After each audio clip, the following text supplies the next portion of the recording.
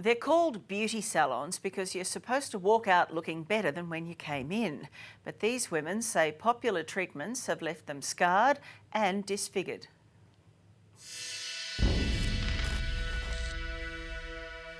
The manager came in and she was like, no, you need to go to a hospital. Can you explain whether somebody looks like this after an ordinary facial hair removal? Or was this an accident? Do you mind?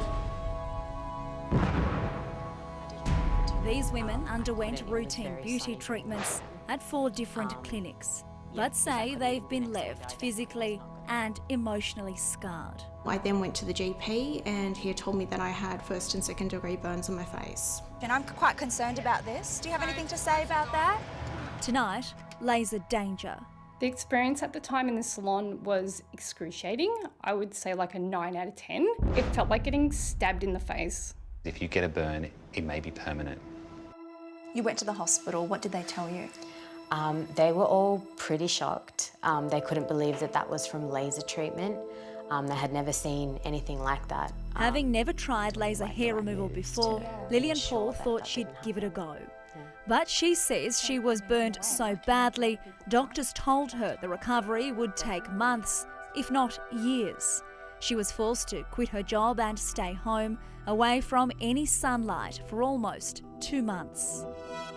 Almost a year on, Lillian is ready to show her face and tell her story.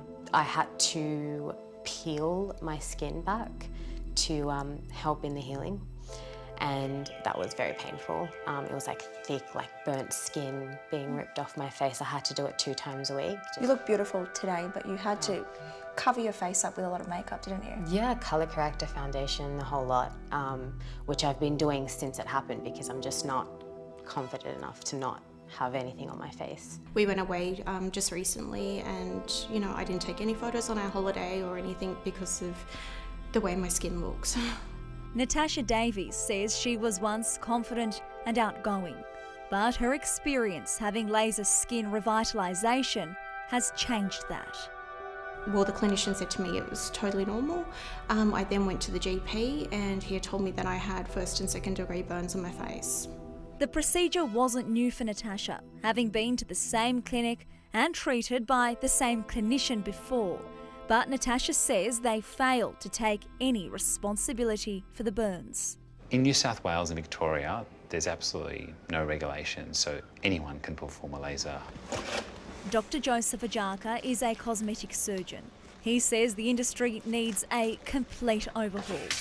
There are some rules in Queensland, Tasmania and Western Australia where you have to do a laser safety course before being able to use a laser. Hello. Oh, we just wanted to have a chat with you about your qualifications. No? Is everybody qualified to be performing laser treatments here? Yeah, we're all diploma qualified and Candela trained as well. Okay. Now, I brought these photos along just to show you. Lillian came here for facial hair removal. I don't agree to being on TV, so I don't Yeah, really I'm sure Lillian didn't agree to 1st to 2nd degree burns. The laser clinic Lillian visited has since compensated her financially and deny any liability. Joe, can you explain what exactly has happened here for Lillian? With Lillian's case, the laser settings are way too high and they've picked up her hair follicle as well as her pigment cells. And by picking up the pigment cells, it's caused them damage and they are no longer able to produce any pigments. So her skin's now become white and now she's got what's called hyperpigmentation of her skin, which is irreversible. Dr. Ajaka says men and women with darker skin are often more at risk of being burnt. In this case, it's the opposite. The pigment cells have gained colour. So if the laser picks up the pigment cell, it will either make it go darker or it'll make it go lighter. And in both cases, those changes can be permanent. Just wanted to talk to you about your practices here. Do you know about this? Do you know about Natasha? She came here and received laser treatment on her face. It's probably the most pain that I've ever experienced in my life. Put some ice on it and run it under cold water and then was taken to emergency. Amy Ellery is another victim of laser hair removal gone wrong after her 6th treatment at a Melbourne clinic.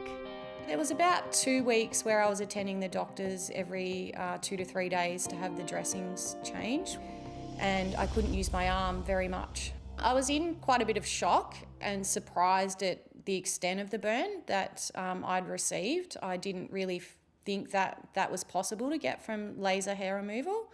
I'd been through a really rough time in a car accident. I'd had 4 surgeries and I just wanted to treat myself and do something nice for myself.